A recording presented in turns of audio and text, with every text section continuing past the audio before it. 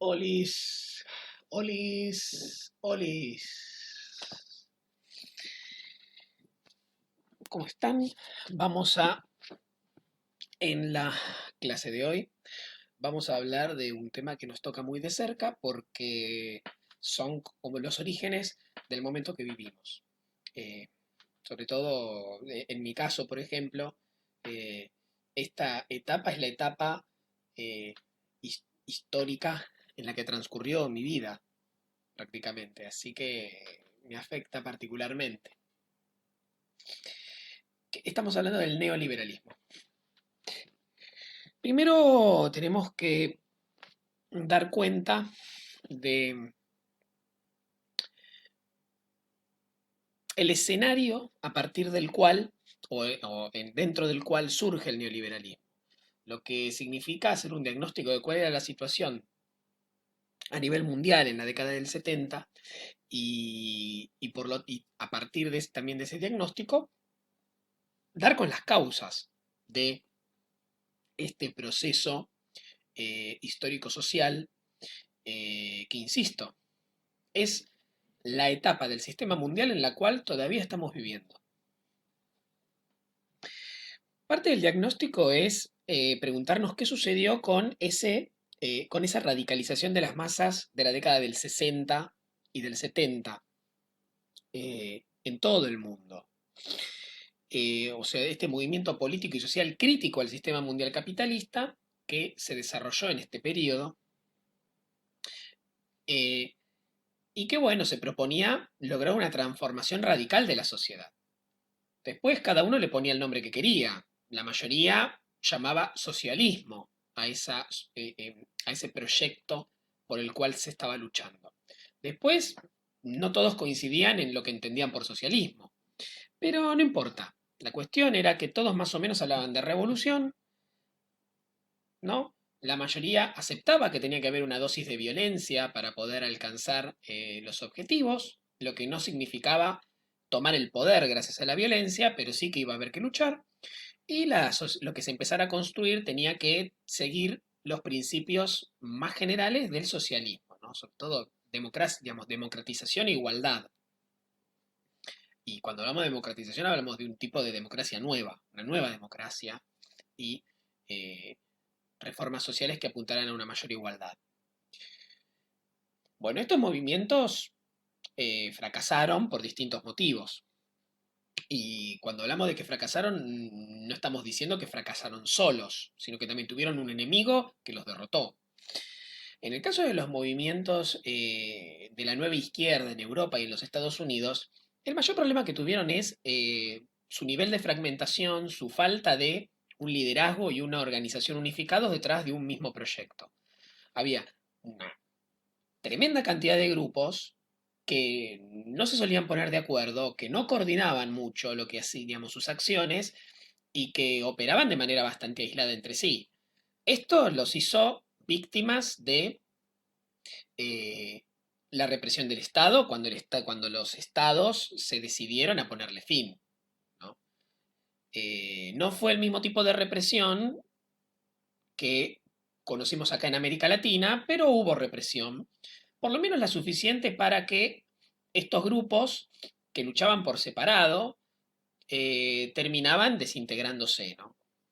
Eh, Hay muchos que por el desgaste, por el aislamiento y por las disputas internas se disolvieron solos con el tiempo y hubo otros que se mantuvieron pero terminaron siendo eh, suprimidos por la represión estatal.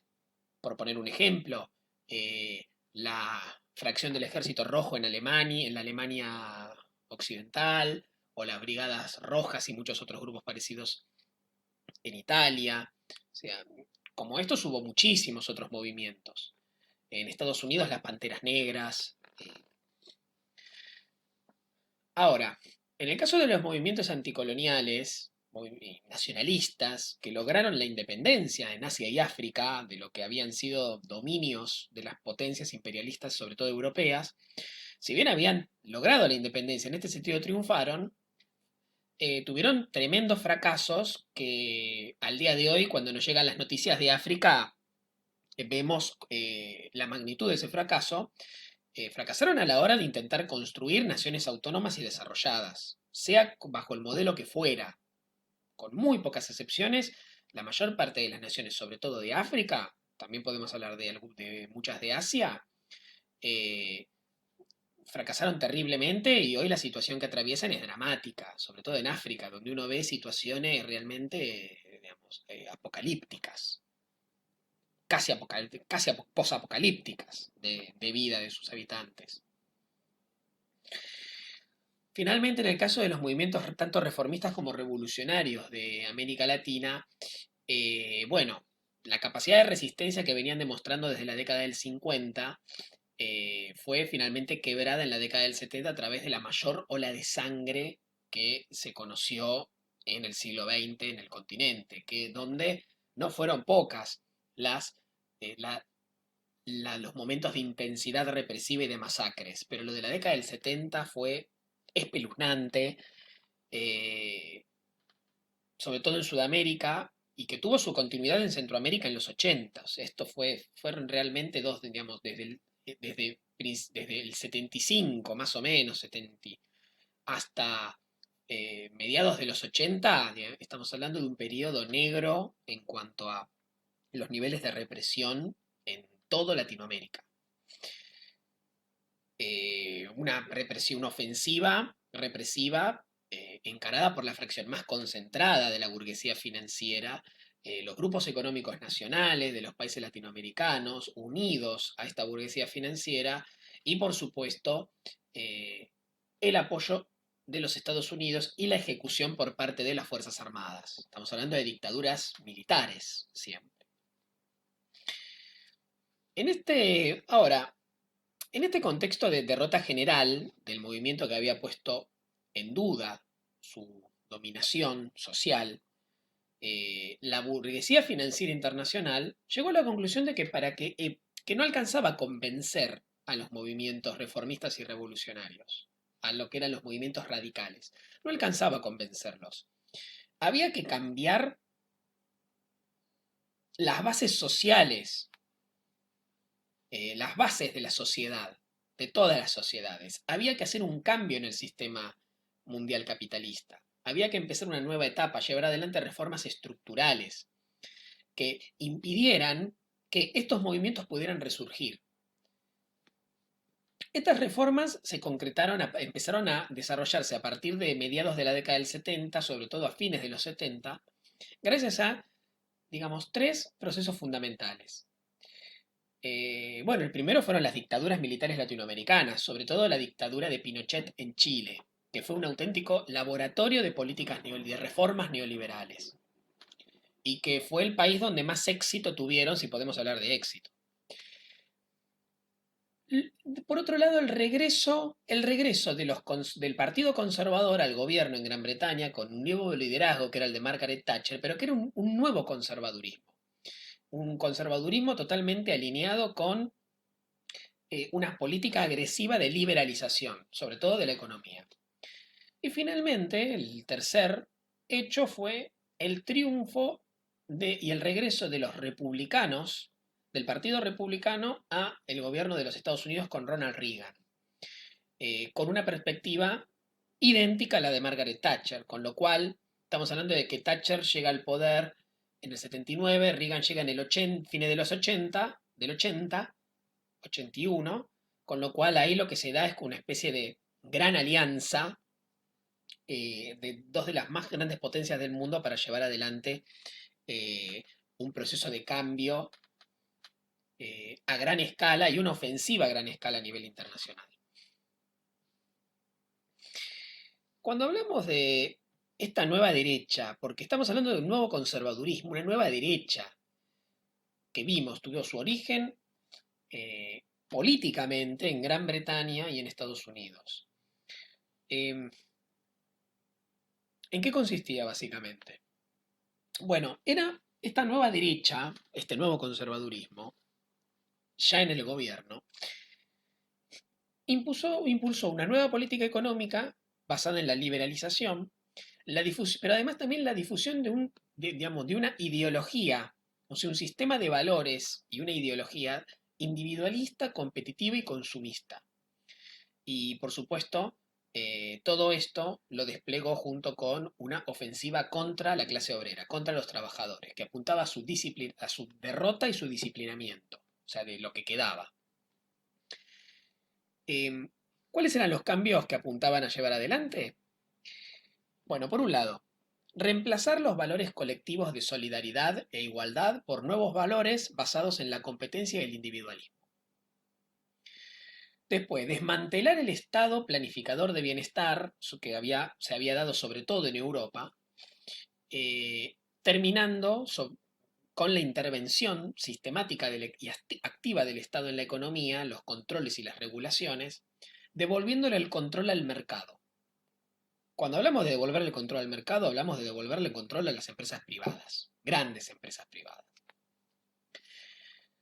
Después, debilitar la regulación de las relaciones económicas por parte de los estados para que la regulación a nivel internacional de la economía mundial se haga desde los grandes centros financieros, como podría ser Wall Street, pero no solo Wall Street.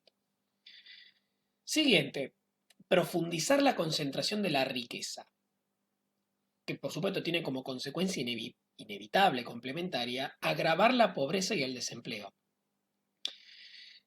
De manera tal de crear una masa marginal, una masa de población excluida del sistema, estable, permanente, que incluso con crecimiento económico no se reduce. ¿Por qué? Porque este sector excluido podía servir como una herramienta para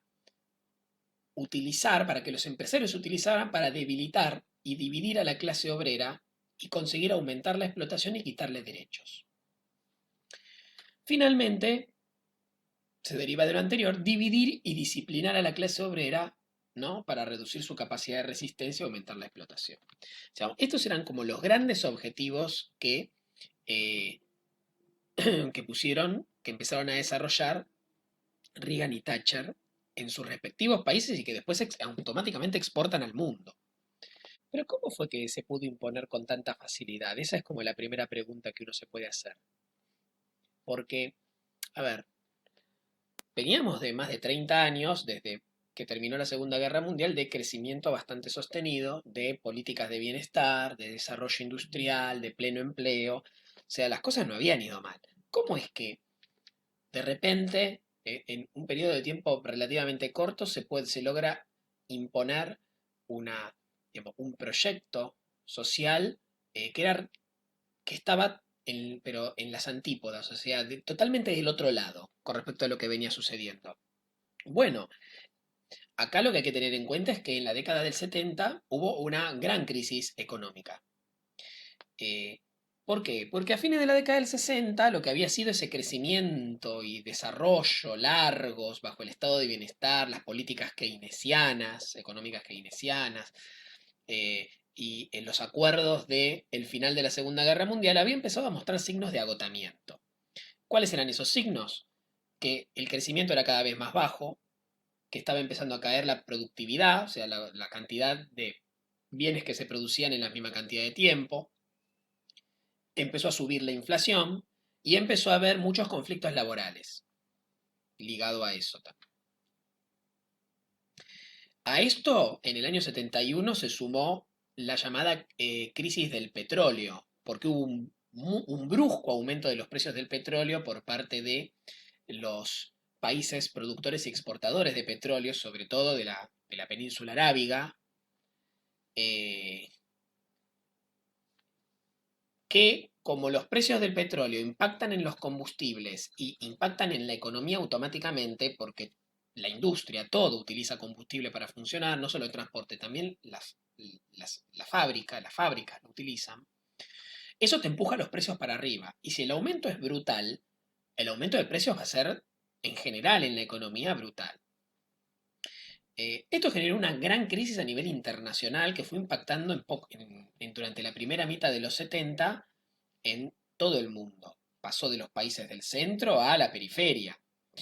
Eh, y empezó de esta manera una fase depresiva que duró más o menos toda la segunda mitad de la década del 70, caracterizada por la caída de la inversión, la caída de la producción, el aumento de la especulación financiera, una inflación cada vez mayor y la aparición del desempleo por primera vez, pero de un desempleo que no bajaba.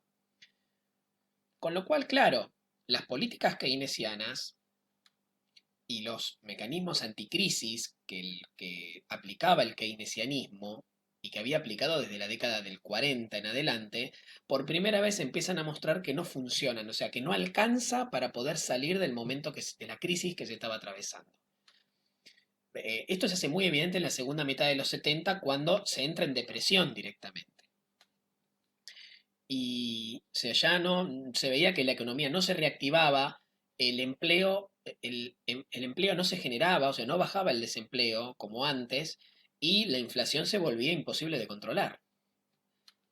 Con lo cual, esta situación de crisis va a ser aprovechada por una serie primero de intelectuales, pero también de dirigentes políticos ultraliberales y neoconservadores que van a empezar a construir la crítica y por lo tanto, y la propuesta, junto a eso, la propuesta eh,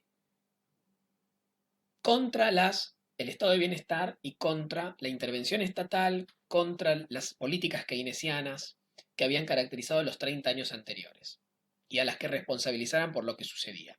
Ahora, ¿cómo las responsabilizaban? O sea, concretamente, ¿qué decían estos ultraliberales y neoconservadores?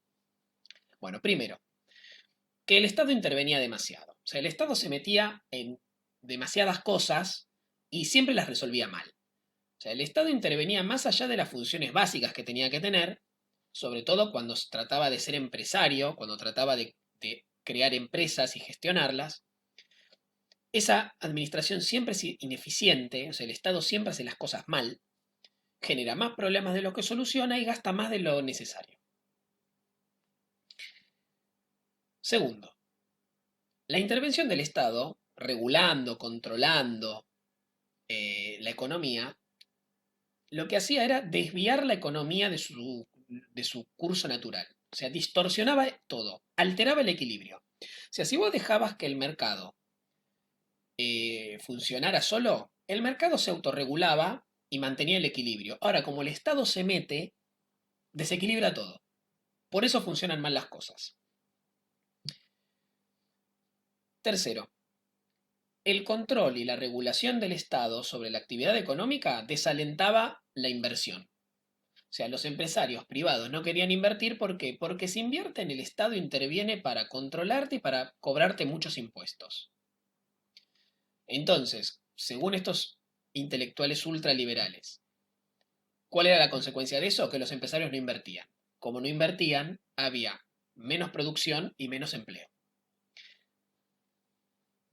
Finalmente, el alto nivel de gasto por parte del Estado, el Estado gastaba tanto que necesitaba emitir billetes para poder.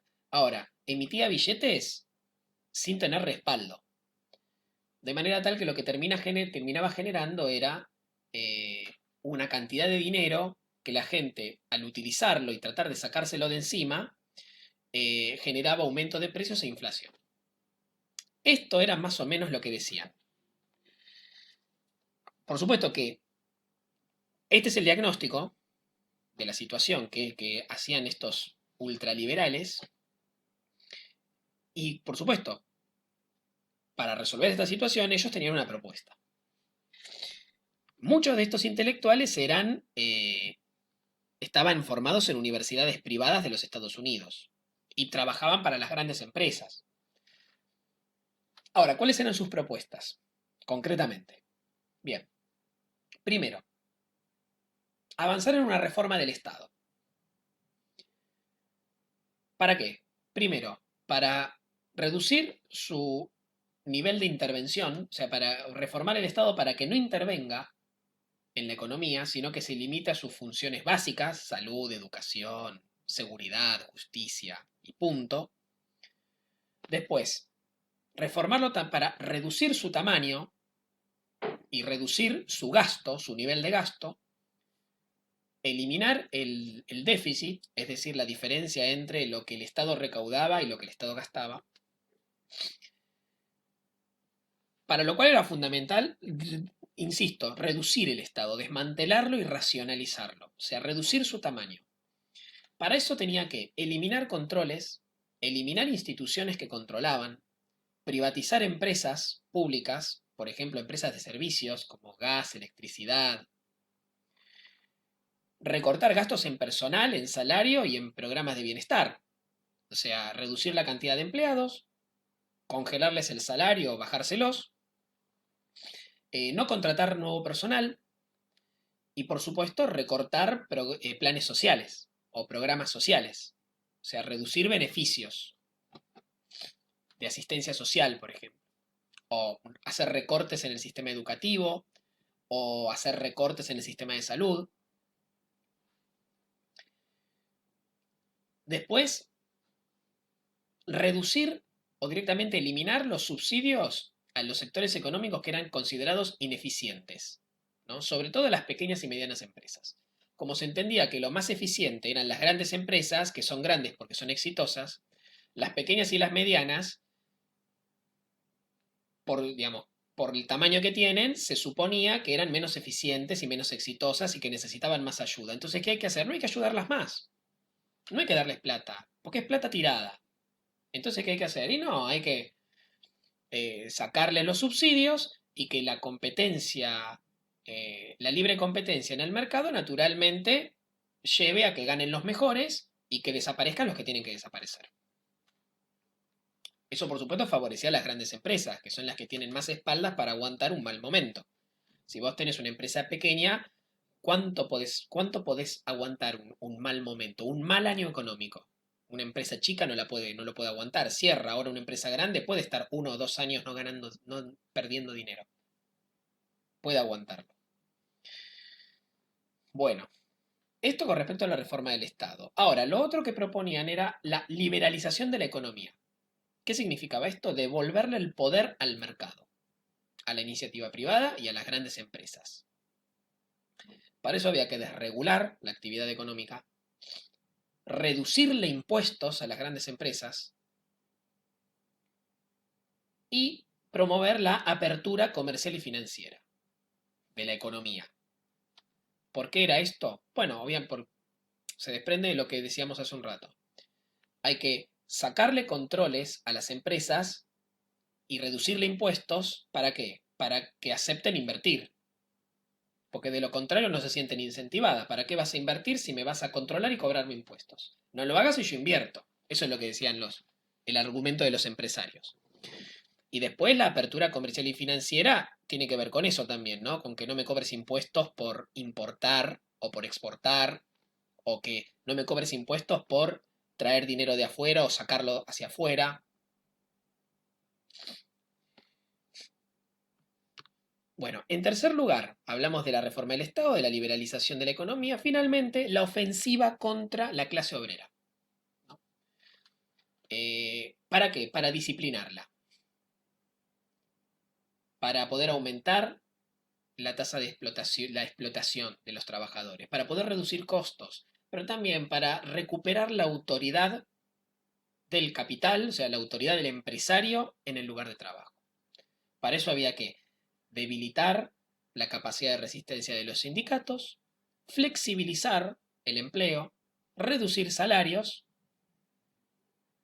modificar o eliminar directamente las leyes protectoras de los derechos de los trabajadores. De esta manera, se suponía que los trabajadores iban a quedar debilitados en su capacidad para resistir eh,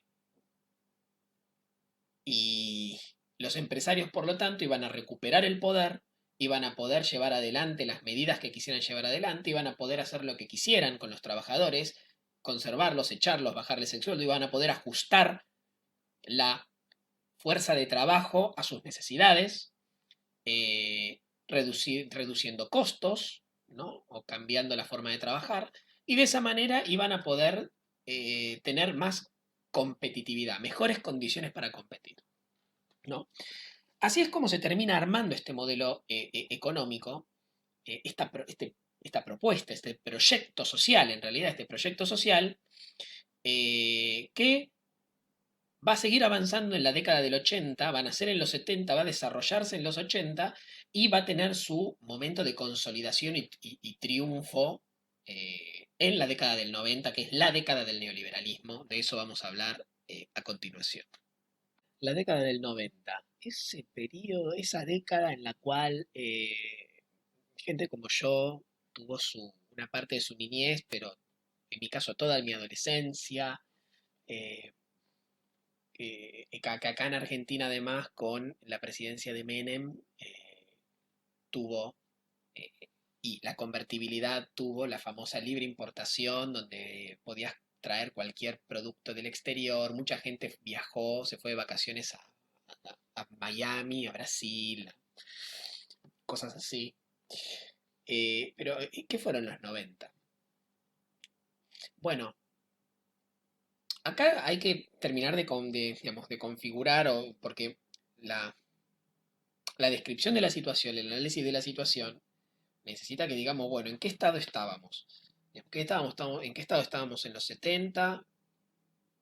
Ya lo vimos. Después que esto avanzó en los 80, lo vimos también. Ahora, a principios de los 90, ¿cuál era la situación? Bueno, la situación era mejor que nunca para la estrategia neoliberal. ¿Por qué?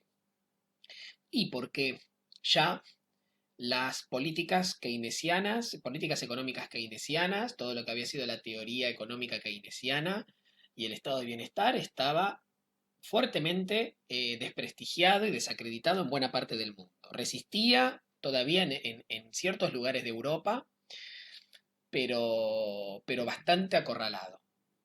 Después, eh, en todo lo que era América Latina, el terrorismo de Estado, o sea, el terror aplicado por las dictaduras, ya para mediados de los 80 era cosa del pasado, pero había dejado consecuencias en cuanto a la capacidad de resistencia, de movilización política y demás, había reducido mucho el nivel de movilización, de actividad, la capacidad para resistir del pueblo. Eh, y después, por supuesto, tenemos el hundimiento de África. El hundimiento de África eh, y el naufragio de los proyectos de nacionalistas y de desarrollo africanos, que con lo que convirtió a este continente en una suerte de enfermo, dependiente de ayuda, que no podía valerse por sí mismo. Entonces todo esto generó una situación a principios de los 90 a la que se sumó la desintegración del bloque oriental socialista. O sea, entre el año 89, caída del muro de Berlín en Alemania oriental, y la desintegración de la Unión Soviética, o sea, el Estado, el que había sido durante más de 70 años el Estado eh, bajo un régimen comunista más poderoso, más grande y poderoso del mundo y de la historia, eh, generó un vacío de alternativas. O sea, no quedaba nada. O sea, los movimientos revolucionarios y de resistencia de América Latina habían sido derrotados. Los movimientos radicales en Europa también habían sido vencidos o se habían disuelto. Las políticas keynesianas de bienestar, de desarrollo y demás estaban desprestigiadas. Los proyectos de desarrollo y nacionalistas de África habían fracasado y los africanos estaban cada vez peor.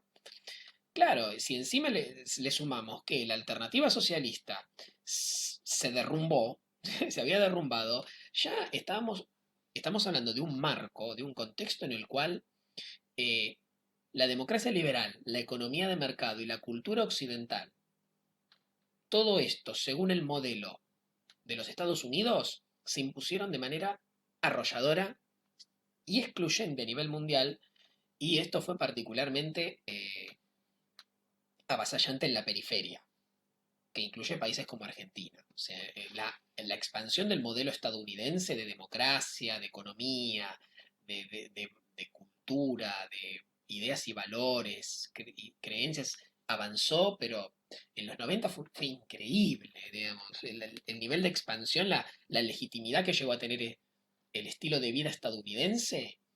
Todo el mundo quería viajar a Estados Unidos, las series y las películas norteamericanas se difundieron y fueron más exitosas que nunca. Toda la gente se quería parecer a esos modelos que aparecían en la tele, esos modelos de vida. Fue algo terrible. Estas reformas, digamos, las reformas neoliberales concretas, llegaron a tener como un documento donde quedaban bien explícitas, eh, un documento propagandístico que se lo conoce todavía como el Consenso de Washington, que era un programa básico de políticas con una serie de recomendaciones que eran como, algo así como el instructivo para aplicar reformas neoliberales en cualquier sociedad, pero estaba sobre todo dirigido a la periferia, o sea, a las sociedades periféricas, atrasadas, de Latinoamérica, Asia y África. ¿Cuáles eran las recomendaciones? Bueno, primero el equilibrio fiscal. O sea, el Estado no debía gastar, sí o sí, no podía gastar más de lo que recaudaba. Si gastaba más de lo que recaudaba, tenía que recortar el gasto, reducirlo hasta que volviera a haber equilibrio. Después, había que privatizar empresas públicas. Después, había que adoptar una política monetaria conservadora, que apuntara a eliminar la inflación. Después, apertura comercial, o sea, eliminar impuestos a las importaciones y cualquier tipo de control a las importaciones. Libre compra y venta a nivel internacional. Después, liberalización financiera, que significa eliminar controles y límites a la circulación de capitales, a las tasas de interés. O sea, que el mercado financiero, o sea, el sistema financiero, fundamentalmente los bancos, pero también los fondos de inversión, los inversionistas, hicieran lo que quisieran con el dinero. Lo sacaran, lo entraran de nuevo, lo invirtieran donde quisieran, sacaran ganancias en un mes, se lo llevaran todo, sin ponerle condiciones. Después, la reforma fiscal era otra medida recomendada, que significaba aumentar los impuestos más injustos. Acá en Argentina, por ejemplo, lo tuvimos con el caso del IVA. El IVA es el impuesto más injusto que hay y en los 90 lo duplicaron prácticamente. Por supuesto, la contrapartida de esto es reducirle los impuestos a las grandes empresas y a los más ricos. O sea, para compensar eso, aumentan los impuestos de la base de los contribuyentes, es decir, de la gente que menos tiene. Y finalmente, aprobar leyes que garanticen la propiedad privada, que alienten la inversión extranjera, lo que algunos llaman seguridad jurídica. Todas estas directrices, ¿no?, tuvieron como su mejor impulsor, o sea, el mejor embajador de esto fueron los llamados organismos multilaterales de crédito, que son, todavía existen, el Banco Mundial y el Fondo Monetario Internacional, muy presente en la historia argentina, en la historia de todos, pero también en la historia argentina es como que siempre cada tanto el fondo reaparece con mucha fuerza, sobre todo en momentos de crisis de Argentina. Ahora, ¿cuál era la oportunidad para imponer este programa, el del Consenso de Washington? Bueno, el momento era cuando el Estado de un país, en una situación de crisis económica, recurría al Fondo Monetario Internacional para pedir ayuda. Ayuda para equilibrar su economía o para superar una crisis. Ese, en el momento en que te agarran débil, en que agarran a un gobierno en situación de debilidad, era la situación en la que el Fondo Monetario, sobre todo, el Banco Mundial también, te decían, bueno, mira, yo te presto plata, pero vos tenés que hacer esto. Tenés que tomar todas estas medidas. Si no, no te puedo prestar, porque ¿qué garantía tengo de que va a servir para algo? No, no, no, no, no. Aplicá estas medidas con las cuales yo estoy seguro que vos vas a andar bien. Si no, no te presto. Y arreglate.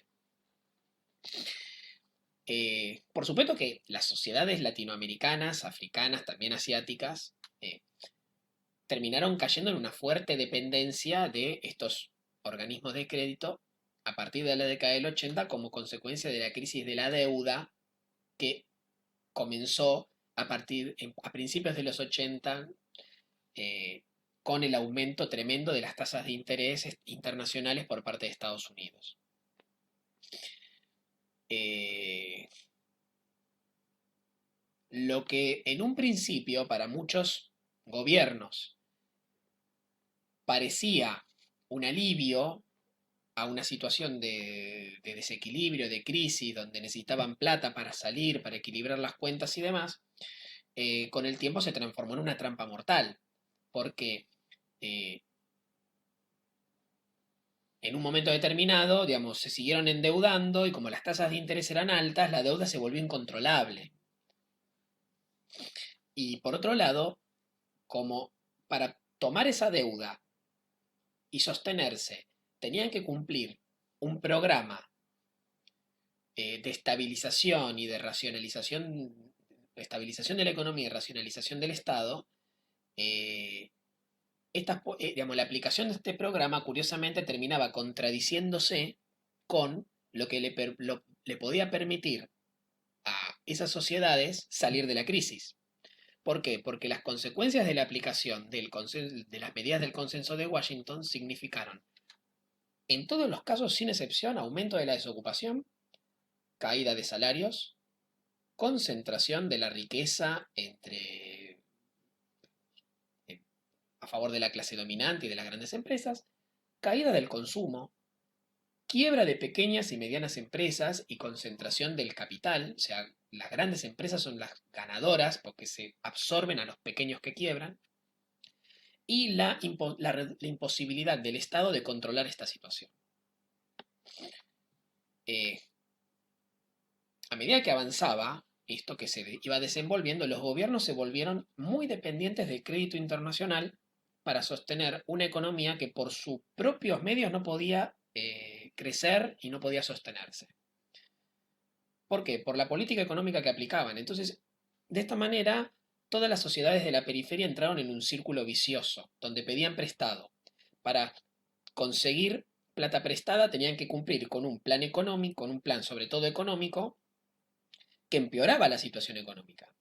De manera tal que la economía no crecía, el Estado no tenía herramientas para intervenir y reactivar la economía, entonces ¿qué tenía que hacer? Volver a pedir prestado, y así, una y otra vez. Una rueda que no paraba. Esto se fue haciendo cada vez más evidente a medida que transcurría la década del 90 y que se iba agotando el crecimiento de la primera mitad de los 90, que lo hubo en ese momento. En un primer momento se creció mucho y parecía que el neoliberalismo era exitoso. En la segunda mitad de los 90 empezó a notarse que no. Eh, en un momento determinado, la situación de la deuda se volvió tan ridícula, tan bizarra, que los países que pedían deuda, que tomaban deuda, prácticamente los nuevos créditos que pedían, los pedían para poder pagar los intereses de la deuda que habían contraído. O sea, ya la deuda era muy grande y los préstamos que pedían no los pedían para invertir en, no sé, obras públicas o... No, no, no. Ya en un momento determinado, los gobiernos pedían endeudarse, pedían nuevos préstamos para poder pagar la deuda que habían contraído. Era solamente refinanciar la deuda. Una y otra vez. Ya era deuda, era dinero que no les servía para reactivar la economía, sino para seguir pagándole lo que habían, seguir pagando lo que habían pedido prestado. ¿Cuáles fueron las consecuencias sociales de la estrategia neoliberal, de las reformas neoliberales?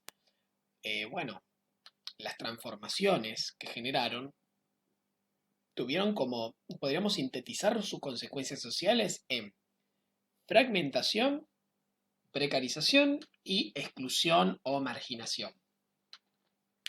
Eh, acá vale destacar que la desocupación, el desempleo, es decir, que una gran parte de la población que está en condiciones de trabajar eh, esté sin trabajo y no pueda conseguir trabajo durante un periodo de tiempo muy largo, se convierte en un dato estructural.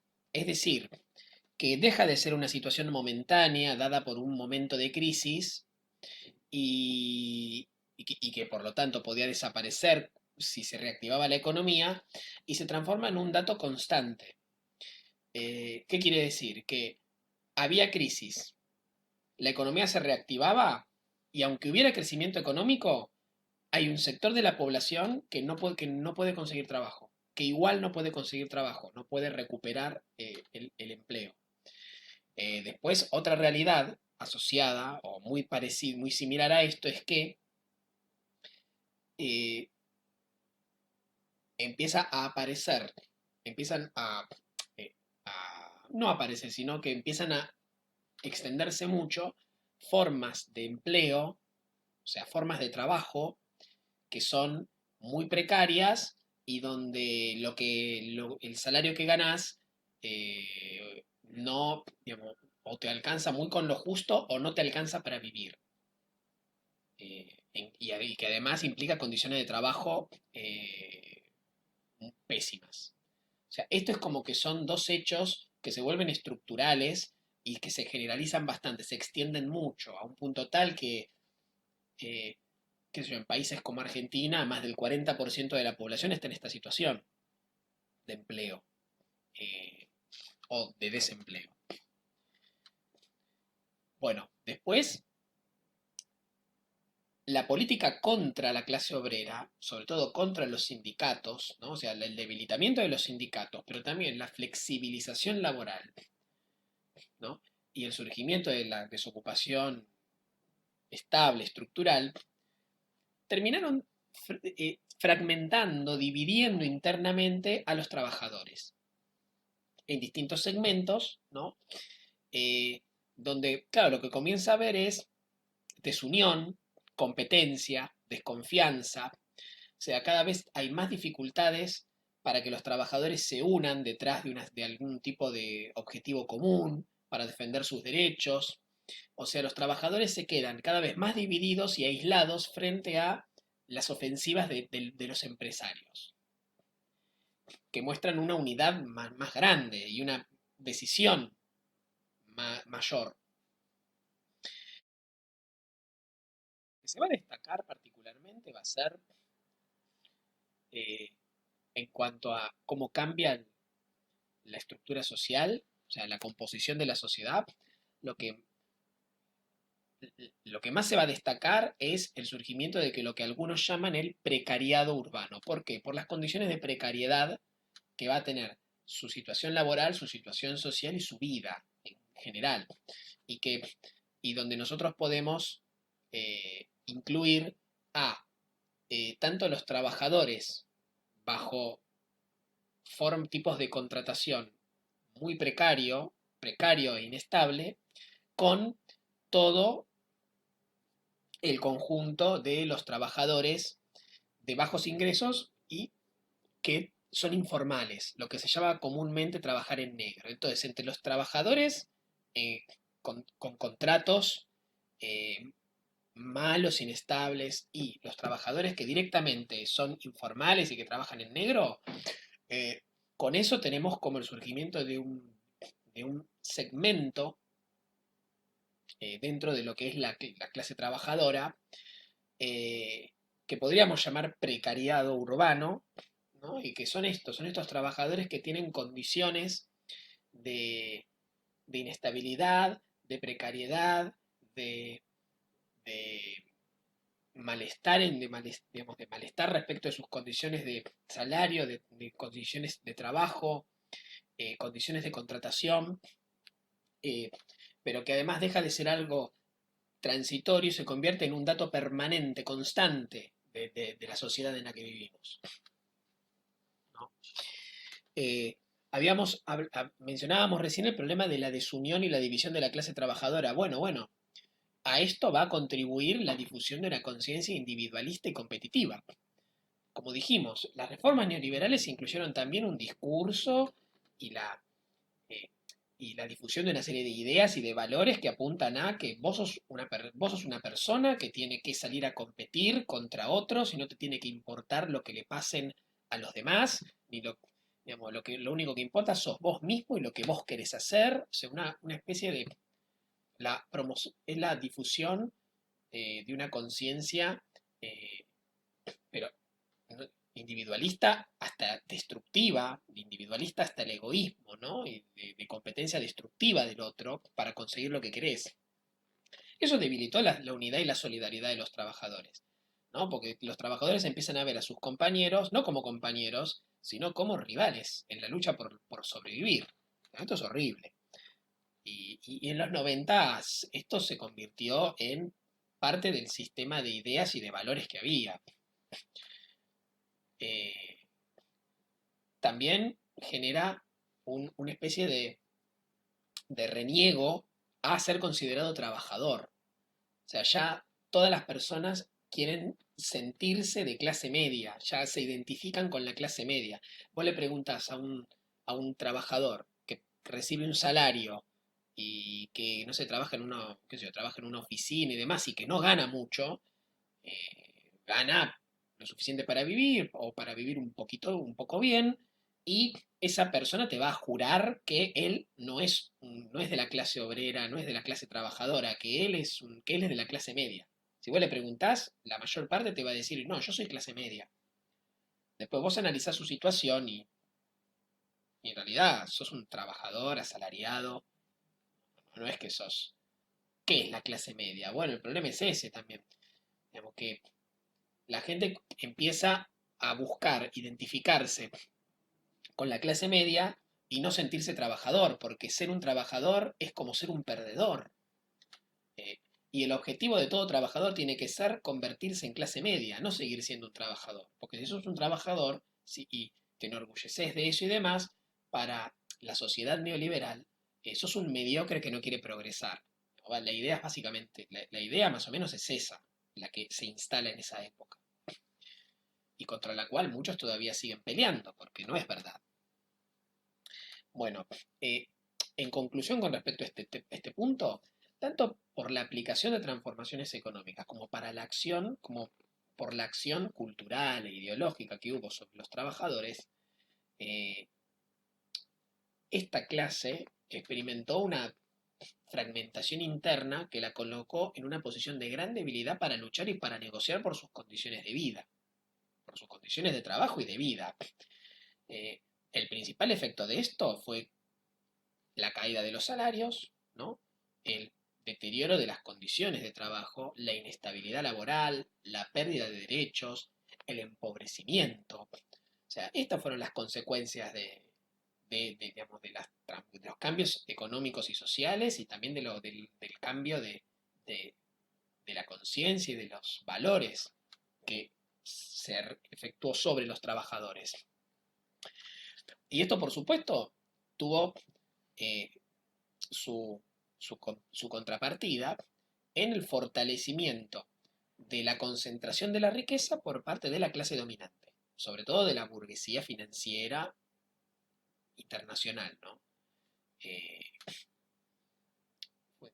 no se puede entender una cosa sin la otra. El debilitamiento de los trabajadores y el empobrecimiento en general del, del pueblo eh, es directamente proporcional y beneficia a una clase dominante que concentra cada vez más riqueza y poder. Y por lo tanto impunidad. Creen que pueden hacer lo que quieren y lo hacen. Bueno, para ir cerrando, como conclusión, hay que tener cuidado. La estrategia neoliberal no se limitó a debilitar al Estado y reducir gastos. Como acabamos de ver también, eh, todas las reformas neoliberales apuntan a llevar adelante un proceso que podríamos llamar acumulación por desposesión. ¿Qué quiere decir esto? Que el capital privado, el mercado y las empresas avanzan sobre todas las áreas de la sociedad, todos los campos de la sociedad que se solían considerar públicos o de acción pública, de interés público, de interés común, como por ejemplo la educación, la salud, los recursos naturales, los servicios públicos como el agua, la luz, la electricidad, el gas. O sea, ¿qué significa esto? Que determinadas necesidades básicas, incluyendo la vivienda, los alimentos, empiezan a volver cada vez más inaccesibles para la mayor parte de la población. ¿Por qué? Porque pasan a convertirse en un negocio.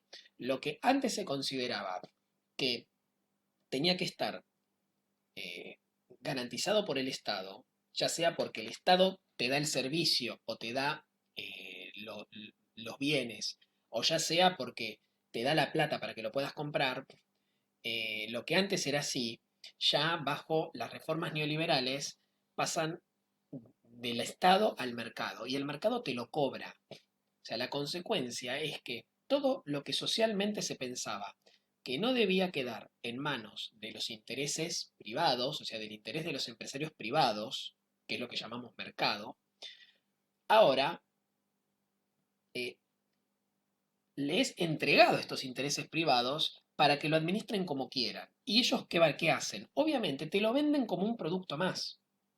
¿Y cuál es uno de los grandes problemas?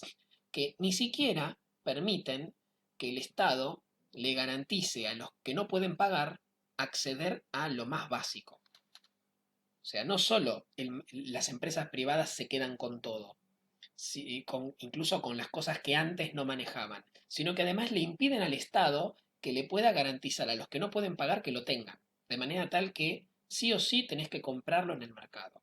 Entonces el Estado no te garantiza la vivienda, el Estado no te garantiza el alimento, el Estado no te garantiza la electricidad en tu casa, eh, te garantiza cada vez menos la salud y la educación, y lo que te da es de mala calidad. Si querés una educación buena, pagala, pagásela a una empresa, pagá una escuela privada, pagá un servicio de medicina privada.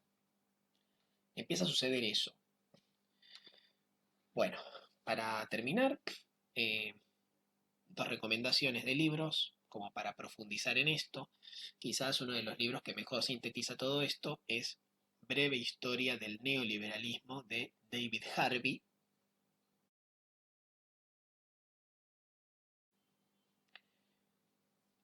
Un geógrafo que después tuvo un desarrollo más amplio y que resume muy bien todo lo que vimos. Él es el que instala esta idea de acumulación por desposesión. Y para el caso de los años de la década del 90 en Argentina y el gobierno de Menem, el libro Los años de Menem, recopilado por un sociólogo que se llama Alfredo Pucciarelli. Bueno, bueno, los saludo hasta la próxima y espero que les sea de utilidad esta clase.